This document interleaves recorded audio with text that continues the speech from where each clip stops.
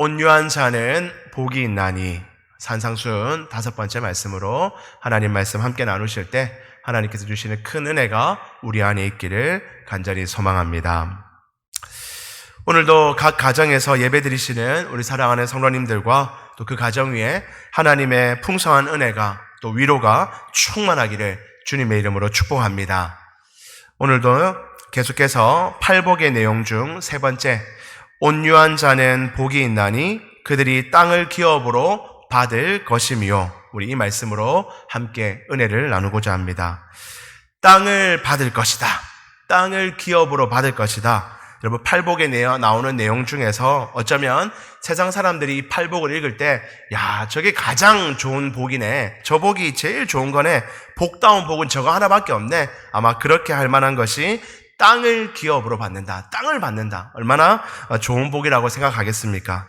혹시 여러분들도 다른 복들도 다 좋지만, 목사님 저는 여기 제일 좋네요. 땅을 받는 복. 저도 그것만 받고 싶습니다. 혹시 그렇게 생각하는 분들이 계시진 않으시죠?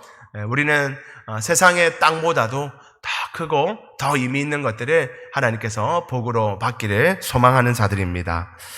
여러분, 오늘 하나님께서, 예수님께서 온유한 자는 복이 있나니 라고 하셨는데, 이 온유라는 말이 어떤 말입니까?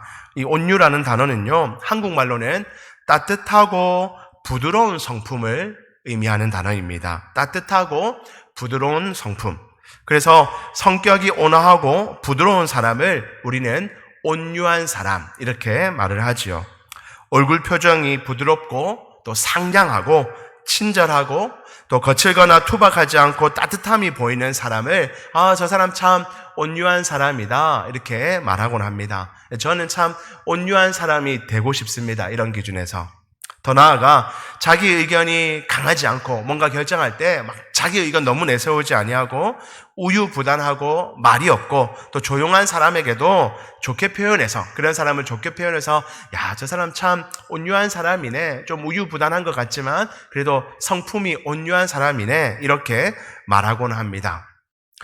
하지만 여기서 오늘 본문에서 우리 예수님께서 말씀하시는 이 온유한 사람이라는 것은 그런 타고난 천성이나 조용한 성격, 그런 것을 의미하는 말이 결코 아닙니다. 예수님께서 온유한 자는 복이 있나니 라고 할 때 그 온유한 자는 그런 의미가 아닌 것입니다. 그렇다면 온유한 자의 참된 의미가 뭘까요? 예수님께서 말씀하시는 그 온유한 자의 참된 의미가 무엇을 말하는 것일까요? 2가지로 볼 수 있는데요. 첫 번째는요, 우리 화면에 한번 보시면, 하나님을 온전히 신뢰함으로 잠잠히 인내하는 사람. 하나님을 온전히 신뢰함으로 잠잠히 인내하는 사람을 온유한 사람이다 말할 수 있을 것입니다. 예수님이 온유라는 말을 쓰실 때는 구약 성경에 시편 37편에 있는 배경을 가지고 그것을 인용하여서 쓰신 겁니다. 37편 11절에 보면요, 이런 말씀이 있습니다. 오직 온유한 자는 땅을 차지하며 풍부한 화평으로 즐기리로다. 예수님이 이렇게 말씀하십니다. 온유한 자는 땅을 차지할 것이다. 시편에 이렇게 기록되어 있죠. 여러분, 시편 37편의 주제는요, 어떤 한 인간이 아주 어렵고 힘든 상황을 맞이하게 되었습니다. 그럼에도 불구하고 세상 사람들처럼 악한 방법으로 빠르게 문제를 해결하려 하지 않고 선하신 하나님께서 인도하실 것이라고 굳게 믿는 신앙으로 인하여서 오랜 시간이 걸렸지만 결국에는 땅을 차지할 거다. 하나님께서 상으로 땅을 줄 거다 하는 것이 이 시편 37편의 주제입니다. 그러니까 여러분, 여기서 온유라는 이 단어는요, 소심하거나 유순한 성품과 같은 수동적인 태도를 가리키는 단어가 아니라 하나님께서 반드시 악인을 공의로 심판하시고 의로운 자는 보살펴 주실 것이고 또 복을 주실 것이라는 그 확신 속에서 하나님의 때를 잠잠히 인내하며 기다리는 태도, 그것을 온유라고 말한다는 것입니다. 이것이 첫 번째입니다. 그래서 이 포악한 세상 속에서 결코 폭력을 행사하지 않고 무언가를 소유하려고 혈안이 되어 있는 이 사회 속에서 약육강식의 그 매정한 그 사회 질서, 그 싸움에 말려들지 않고 평정심을 딱 유지하면서 우리 주님 한 분 때문에 지금 이 상황에 만족하고 주님 한 분 때문에 인내하며 하나님이 주시는 위로로 즐거워하는 그 마음의 상태, 그것이 바로 온유한 자의 첫 번째 의미라는 것입니다. 여러분, 두 번째 의미가 무엇입니까? 두 번째는요, 성령님으로 인해 잘 길들여진 사람을 온유한 자의 의미입니다. 성령님으로 인해 잘 길들여진 사람. 여러분, 온유함으로 번역된 이 헬라어 프라우스, 온유함이라는 단어가 원문에는 프라우스라는 헬라어로 되어 있는데요. 이 단어는요, 길들여진 온유함, 가르침을 통해서 변화된 온유함을 의미하는 단어입니다. 그러니까 타고난 성품이 아니라 잘 길들여서 훈련을 잘 시켜서 변화된 온유함을 가르치는 단어가 이 프라우스라는 헬라어 단어입니다. 여러분, 최근에 TV를 보면요, 강형욱이라는 사람이 나옵니다. 그 사람 직업이 뭐냐면 반려견 훈련사입니다. 반려견들을 훈련시키는 사람이죠. 반려견 훈련사는 무슨 일을 하는 사람인가 이렇게 봤더니 반려견들 가운데, 가정에서 키우는 그 반려견들 가운데 아주 난폭한 강아지들이 있습니다. 난폭한 반려견들이 있지요. 걔가 화를 주체하지 못하고 막 자기 마음대로 행동을 하고 주인도 그 강아지를 컨트롤하지 못하는 겁니다. 심한 경우는 그 개가 다른 개를 물을 때도 있고 심지어 손님을 물 때도 있는 그런 개들이 있습니다. 그런 개들은 길들여지지 않은 개이죠. 그런 길들여지지 않은 개는 정말로 위험합니다. 그런 개를 키우는 분들은 참으로 조심해야 되겠죠. 그런데 그런 개를 훈련시키고 교육하여서 길들이는 일을 하는 사람이 제가 조금 전에 말씀드렸던 그 반려견 훈련사가 하는 일입니다.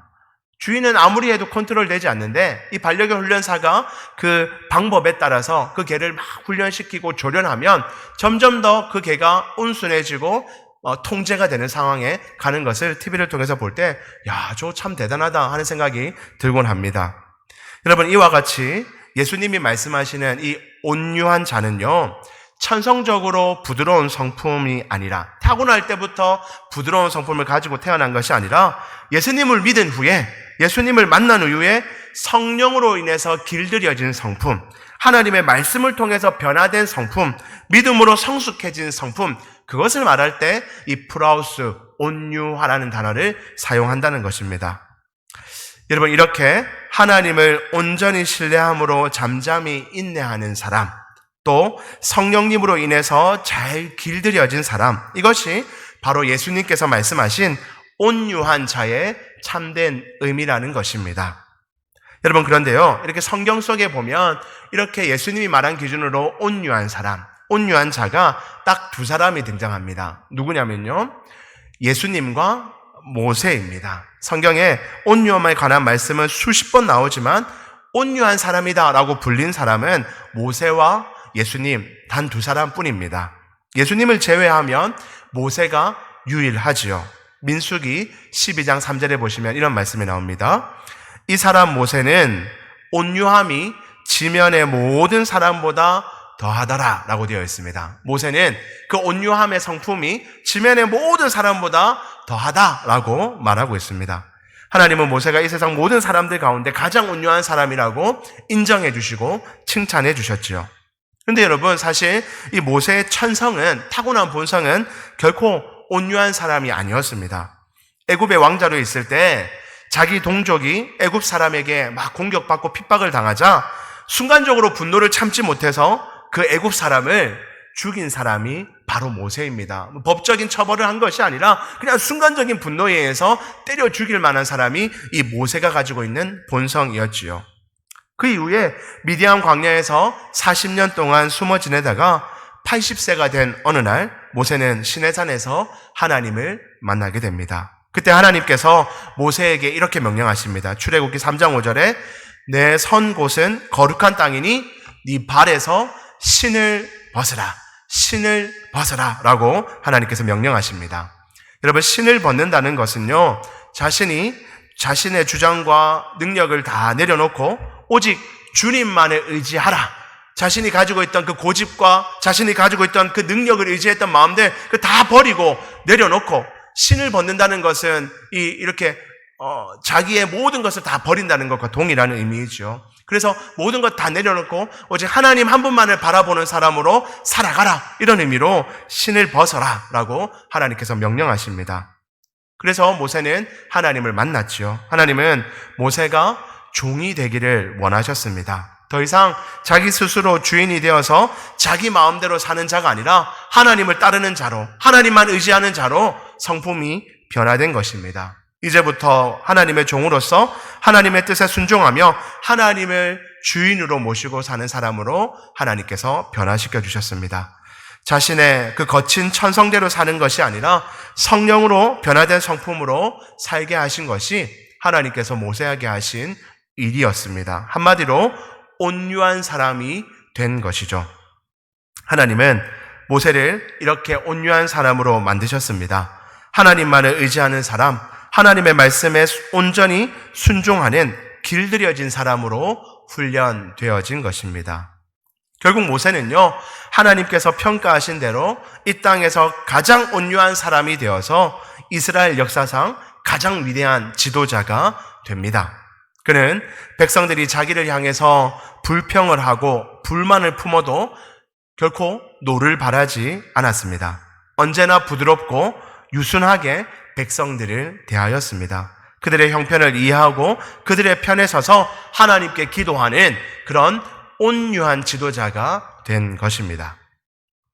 여러분, 그런데요, 이 온유한 자라고 하여서 절대로 화를 내지 않는 것은 결코 아닙니다. 저 사람 참 온유한 사람이니 절대로 화내는 일이 없다, 그런 것은 아닙니다.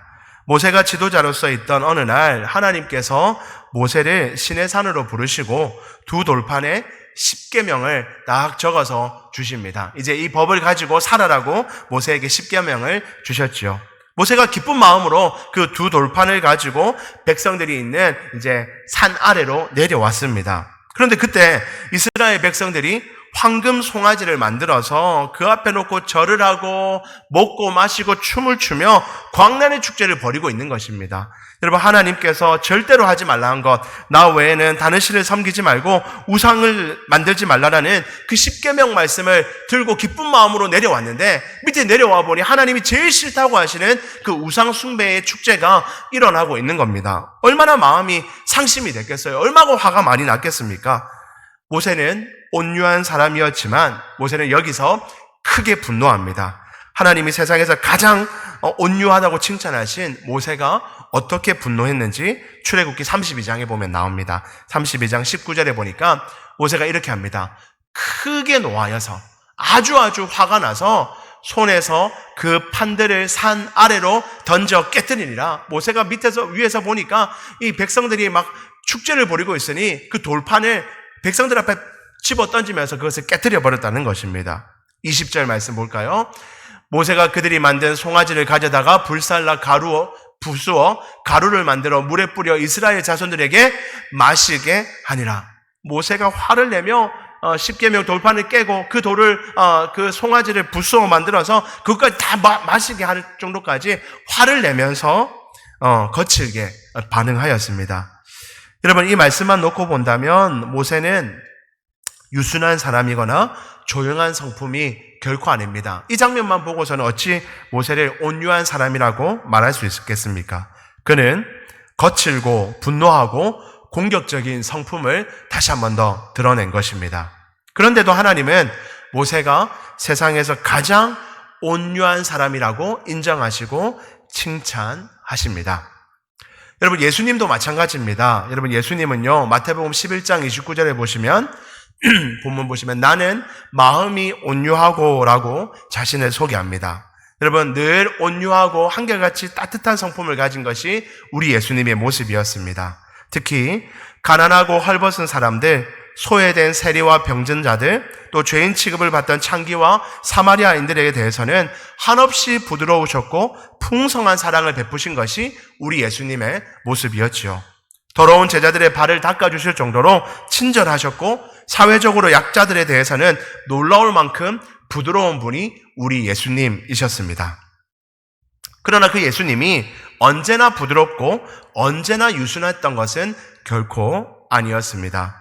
요한복음에 가면 요한복음 2장 13절 15절에 보면요, 이런 말씀이 있습니다. 13절에 유대인의 유월절이 가까운지라 예수께서 예루살렘으로 올라가셨더니 예수님께서 유월절이 되어서 예루살렘 성전으로 올라가셨습니다. 유월절 절기를 지키기 위해서 가셨죠. 그런데 여러분, 그 안에 예수님이 보시기에 이거 말도 안 되는 일이 일어나고 있는 것입니다. 이어서 말씀 보실까요? 14절. 성전 안에서 소와 양과 비둘기 파는 사람들과 돈 바꾸는 사람들이 앉아있는 것을 보시고, 그 안에 보니까 사람들이 막 돈 바꾸고 비둘기 팔고 막 장사꾼들이 그 안에 진을 치고 막 시장처럼 막 장사를 하고 있었던 것입니다. 그랬더니 그 모습을 보고 우리 예수님이 어떻게 행동하십니까? 마지막 15절입니다. 노끈으로 채찍을 만드사 양이나 소를 다 성전에서 내쫓으시고 돈 바꾸는 사람들의 돈을 쏟으시며 상을 엎으시고, 예수님께서 그 상을 다 엎으시고 다 쫓아내시며 불같이 화를 내셨다는 것입니다. 여러분, 유월절은요, 유대인 최고의 절기로 각처에 흩어져 있던 수십만의 유대인들이 예루살렘 성전을 찾아오는 명절입니다. 그러니 당시에 예루살렘 성전에 얼마나 많은 사람들이 그 모습을 지켜봤겠습니까? 그 모습 가운데 예수님은 사람들이 있는 가운데도 그 사람들의 시선을 안중에도 없이 화를 내시며 분노를 발하셨습니다. 아수라장이 되었겠지요. 유대 종교 지도자들이 볼 때도 또 행패도 그런 행패가 없었을 것입니다. 그런데도 예수님은 스스로 나는 마음이 온유하니 내게 배우라 라고 말씀하십니다. 여러분, 모세와 예수님을 통해서 우리는 온유한 사람이 단순히 성품이 조용하고 부드러운 사람이 아님을 알 수가 있습니다. 때로는 분노할 수 있습니다. 온유한 사람이라도 때로는 분노할 수 있지요. 그렇다고 해서 아무 때나 화를 내거나 분노하는 사람은 결코 아닙니다. 자기 자존심이 상한다고 해서, 경쟁에서 조금 뒤졌다고 해서, 기분이 나쁘다고 해서 분노하는 사람을 온유한 사람이라 할 수는 없을 것입니다. 참으로 온유한 사람은 하나님이 무시당할 때, 하나님의 뜻이 손상당할 때, 하나님의 집이 더럽혀질 때, 이렇게 정말로 분노해야 될 때 분노하는 사람, 그것을 우리는 거룩한 분노라고 하는데요. 그 거룩한 분노가 있는 자는 온유한 자라 할 수 있는 것입니다.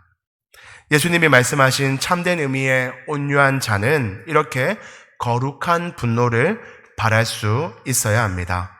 주님의 교회가 상처를 입었을 때, 하나님의 뜻이 위기에 처했을 때 분명히 일어서서 분노할 수 있는 사람, 그런 사람이 온유한 사람이다 라고 말할 수 있습니다. 여러분, 오늘 우리는 이렇게 예수님이 말씀하신 온유한 자, 이 온유한 자가 어떤 사람인지 대해서 함께 살펴보았습니다. 예수님은 이런 온유한 자가 복이 있다라고 말씀하시죠.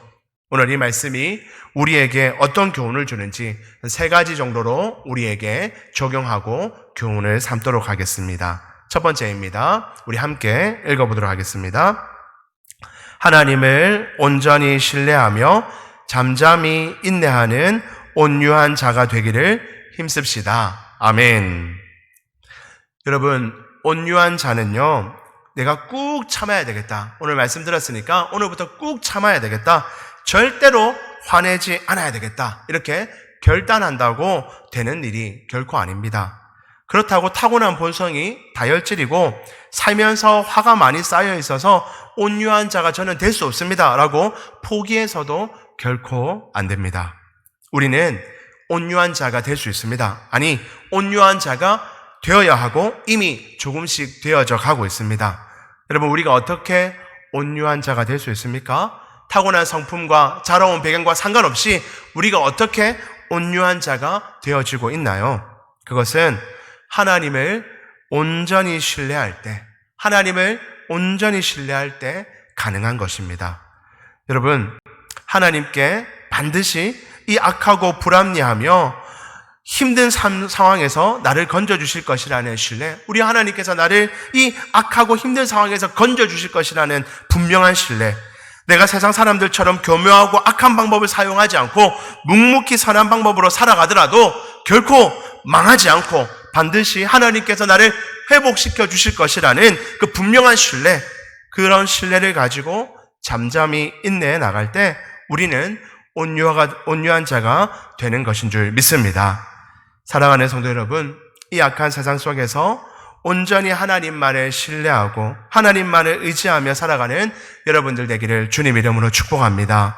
내가 타고난 성품은 좀 거칠다 할지라도, 내가 자라온 병은 좀 거칠다 할지라도 하나님만을 온전히 신뢰하며 날마다 하나님 앞에 엎드려 기도하는 자는 하나님께서 우리의 성품을 온유한 자로 변화시켜 주시며 하나님께서 기뻐하시고 모세와 같이 하나님이 인정하시는 성품으로 자라게 하실 줄 믿습니다. 이 세상을 내 힘으로, 내 방법으로, 세상 사람들이 살아가는 그 방법으로 살아가는 그런 악한 자들이 아니라 온전히 하나님만을 신뢰함으로 말미암아 조금씩 온유한 자가 되는 저와 여러분들 되기를 주님 이름으로 축복합니다. 두 번째입니다. 두 번째 주님이 주시는 교훈을 같이 한번 읽어보겠습니다. 함께 읽습니다. 하나님께 길들여지도록 나를 내어드려야 합니다. 아멘. 우리는 하나님께 길들여지도록 우리 자신을 하나님께 내어드려야 합니다. 여러분, 우리는 아직도 길들여져야 하는 존재입니다. 타고난 성품은 조금씩 다를 수 있습니다. 타고난 성품이 조금 온순한 사람도 있고, 타고난 성품이 다른 사람에 비해서 조금 다혈질적인 사람도 분명히 있습니다. 또한 지금까지 살아온 내 주변 환경이 평온한 배경에서 살아오신 분도 계시고, 반면에 아주 힘들고 어려운 상황에서 화를 내지 않고는 살 수 없는 그런 환경에서, 그런 척박한 환경에서 살아오신 분들도 우리 가운데는 분명 계십니다. 타고난 성품과 살아온 환경은 저와 여러분들이 모두 다르지만 분명한 사실은 우리 모두는 하나님께 길들여져야 하는 존재라는 사실은 모두가 동일한 것입니다. 저 사람은 좀 길들여져야 되겠어. 저 사람 좀 변화돼야 되겠어. 저 사람 성품은 좀 오늘 말씀처럼 좀 변화돼야 돼. 여러분, 다른 사람을 생각하지 마십시오. 우리 모두가 다 길들여져야 하는 존재입니다. 여전히 우리는 연약한 부분이 있고 여전히 변화되어야 하는 부분이 저와 여러분들에게 남아 있습니다. 하나님께 길들여지기 위해서 나를 내어드린다는 것은 무엇을 한다는 것일까요? 하나님이 우리를 길들이시는 방법은 여러 가지 방법이 있을 수 있지만 가장 보편적이고 확실한 방법은 하나님의 말씀입니다. 하나님은 말씀을 통해서 우리를 길들이십니다. 그러므로 우리는 말씀으로 훈련받는 자리에, 말씀으로 길들여지는 자리에 끊임없이 나아가야 합니다. 말씀을 듣는 자리에, 말씀으로 훈련받는 자리에 늘 나아가도록 힘쓰시길 바랍니다. 또한 매일매일 아주 잠깐이라도 하나님 말씀을 읽고 묵상하시기 바랍니다. 저의 고집을 좀 꺾어 주십시오. 말씀을 읽고 또 묵상하는 가운데 주님, 저를 좀 길들여 주십시오. 제 고집을 좀 꺾어 주십시오. 저의 악한 성품을 변화시켜 주십시오. 주님 말씀으로 나를 그렇게 좀 온순한 자로, 하나님의 그 사랑받을 만한 자로 변화시켜 달라고 주님 앞에 간절히 기도하시기 바랍니다. 말씀 앞에 그렇게 나아갈 때마다 여러분, 우리 하나님께서 여러분들을 길들여 주셔서 하나님이 귀하게 쓰시는 사람으로, 세상에 소망을 주는 사람으로 변화시켜 주실 줄 믿습니다. 마지막 세 번째입니다. 세 번째로 하나님이 주시는 교훈 함께 읽도록 하겠습니다. 함부로 거룩한 분노를 사용하면 안 됩니다. 함부로 거룩한 분노를 사용하는 것은 결코 안 되는 일입니다. 여러분, 분명 온유한 자에게는 거룩한 분노가 있다라고 말씀드렸습니다. 그러나 그 거룩한 분노라는 것을 우리 마음대로 내 쓰고 싶을 때 아무 때나 쓰라고 하나님이 주신 용어가 결코 아닙니다. 모세도, 우리 예수님도 거룩한 분노를 가지고 계셨습니다. 화를 내셔야 될 장면들이 얼마나 많았는지 모릅니다. 그러나 그 거룩한 분노를 드러내신 것은 결코 몇 번 되지 않습니다. 찾아보기가 힘들지요. 대부분의 삶의 모습은 일반적으로 따뜻하고 부드러운 모습을 늘 보여주셨습니다. 예수님도 그랬고 모세도 그랬지요. 간혹 어떤 사람들은 이 거룩한 분노라는 명분으로 자기가 원할 때, 자기가 마음에 들지 않을 때, 자기가 원하는 것을 얻으려 할 때 함부로 분노를 표출하는 분들이 있습니다. 그러면서 말하기를 이거는 거룩한 분노다. 이 일은 절대로 참으면 안 된다. 이 화는 하나님이 인정해 주시는 화다. 하나님께서 지금 내가 화내기를 원하신다. 내가 화 안 내면 누가 화내겠노? 하나님이 나를 그렇게 사용하신다 라고 말하면서 악한 분노를 표출하는 자들이 우리 주변에 간혹 있습니다. 다른 사람들이 볼 때는 별로 화낼 일도 아니고 그렇게 흥분할 일도 아닌데 대화를 통해서 얼마든지 조율할 수 있고 얼마든지 이해시킬 수 있고 더 평화로운 방법으로 더 좋은 방법으로 할 수 있는 일인데 저 사람은 거룩한 분노를 하면서 화를 낸다라고 주변에서 평가한다면 그것은 결코 거룩한 분노가 될 수 없을 것입니다. 사랑하는 성도 여러분, 분노하지 않고 해결할 수 있는 방법이 있다면 우리는 반드시 그렇게 해야 합니다. 거룩한 분노를 내지 아니하고 하나님이 일반적으로 주시는 평화로운 방법으로 일반적인 주시는 그 온유한 방법으로 해결하고 조율할 수 있는 방법이 여러분들 안에 있다면 반드시 그 방법으로 행하시는 여러분들 되기를 소망합니다. 우리는 반드시 그렇게 해야 합니다. 가까운 사람에게서부터 꼭 이 말씀을 실천하시기 바랍니다. 가족에게, 가까운 친구에게, 가까운 이웃에게 언제나 온유함으로 분노하지 말고 온유하게 다가가겠다고 굳게 결단하시는 저와 여러분들 되기를 소망합니다. 만약 이렇게 결단했지만 여러분들 마음 안에 거룩한 분노가 계속해서 일어난다면 그래서 꼭 분노해야 되겠다라고 마음에 결단이 생기신다면 먼저 주님 앞에 충분히 기도의 시간을 가지시길 바랍니다. 하나님 앞에서 정말 충분하게 기도했는데도 불구하고 거룩한 분노를 표출해야 되겠다는 확신이 드신다면 하나님께서 여러분들에게 지혜 주시고 분노를 바라되 선한 방법으로 악하지 아니하고 하나님께서 하실 수 있는 가장 좋은 방법으로 분노할 수 있도록 여러분들에게 지도해 주실 줄 믿습니다. 말씀을 정리합니다. 여러분, 예수님은 온유한 자에게 땅을 기업으로 주시겠다라고 오늘 약속해 주셨습니다. 이 세상 질서에서 일반적으로 온유한 사람은 땅을 소유하기가 참으로 쉽지가 않습니다. 이 세상에서는 영특하고 무정한 사람이 땅을 소유할 가능성이 훨씬 높습니다. 그래서 사람들은 점점 더 영특해지고 무정한 사람들로 변해가고 있습니다. 오늘 말씀처럼 우리가 온유한 자가 된다고 할지라도 세상 사람들이 그렇게 좋아하는 땅을 얻는 데는 결코 도움이 되지 않을 것입니다. 하나님이 세상에서 가장 온유하다고 하셨던 모세가 자기 이름으로 된 땅이 한 평이라도 있었습니까? 오히려 그렇게 소망하던 가나안 땅도 한번 밟아보지도 못했던 것이 모세 아닙니까? 나는 온유하니 내게서 배우라고 하셨던 우리 예수님 또한 그러하지요. 스스로 말씀하시기를 여우도 굴이 있고 공중의 새도 거처가 있으되 인자는 머리 둘 곳이 없다. 나는 머리 둘 그 땅도 없다라고 말씀하실 정도로 우리 예수님은 땅이 없으셨습니다. 이 땅에서 돌아가실 때에도 겨우 남의 무덤을 빌려 장사되셨다가 그나마 부활하셔서 예수님의 이름으로 된 무덤도 한 평 없는 것이 예수님의 삶이셨습니다. 이렇게 볼 때 온유한 자가 받을 땅은 세상 사람들이 그렇게 갈망하는 부동산이 결코 아닙니다. 그런 땅은 유한하고 그런 완전한 만족을 줄 수가 없는 그런 땅입니다. 온유한 자에게는 그런 땅은 없다 할지라도 참된 만족을 줄 수 있는 땅, 언제나 만족과 쉼을 누릴 수 있는 땅, 그 영원한 땅이 온유한 자에게 허락될 줄 믿습니다. 오늘 말씀을 기억하시며 하나님만을 온전히 신뢰함으로 하나님의 그 일하심을 기대하고 인내함으로 온유한 성품이 되고 하나님의 손에 이끌려서 잘 길들여짐으로 하나님께서 원하시는 방법대로 살아가는 그런 온유한 자가 되어서 세상이 줄 수 없는 땅, 하나님만이 줄 수 있는 참된 만족이 있는 땅, 그런 땅을 받아 누리시는 저와 여러분들 되기를 주님 이름으로 간절히 축복합니다.